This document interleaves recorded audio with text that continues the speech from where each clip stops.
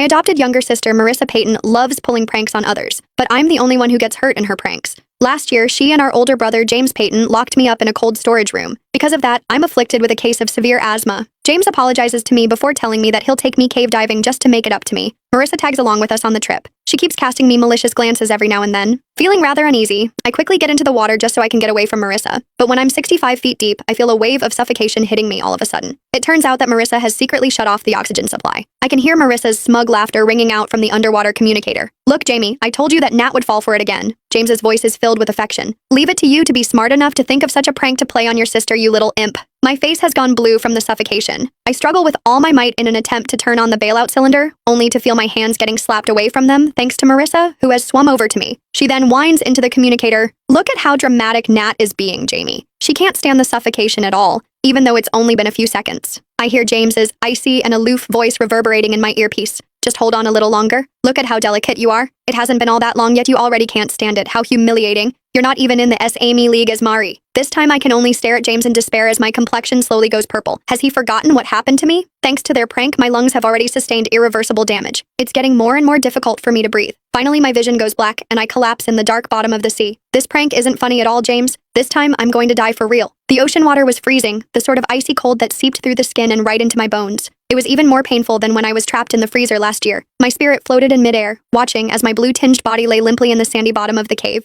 Marissa Payton, my adopted younger sister, swam over to me. Her swim fins stirred up a cloud of silt, which landed right on my face and covered it. Stretching out a leg, she kicked hard at my body. "Look, Jamie, Nat sure is going all out in her act this time. She isn't moving at all." Her delighted giggling came over the communicator, the sound filled with triumphant glee. The voice of James Payton, my older brother, swiftly came over the line, his tone coldly indifferent as he said impatiently, "Stop that, Natalie. It's enough to put on this show once. There's no need to keep pretending. Now hurry up and get up. Stop wasting everyone's time." I stared at James, my older brother by blood, as he held on tight to Marissa's hand. Clearly, he was worried about her getting swept away by the currents. He didn't even bother looking at me when he spoke, assuming that I was still throwing a tantrum at having my oxygen shut off. At that moment, our diving instructor, Jackson Morris, came over. Using the high-powered dive light he held, he shone it straight into my eyes. "Ms. Natalie, stop pretending. Your heart rate monitor already cut off earlier. Did you pull the sensor off yourself? With such outstanding acting skills, why don't you try your luck at winning an award?" Marissa's smile widened further. She's just trying to make Jamie feel sorry for her. After all, she's not as charming as I am. From where I was floating above their heads, I sorely wanted to scream at them that I wasn't putting on an act. I was truly dead. My lungs were already injured from when Marissa shut me in the freezer last year on April Fool's Day. She claimed she was just playing a prank on me. At the time, James stood beside her, glancing at his watch as he said,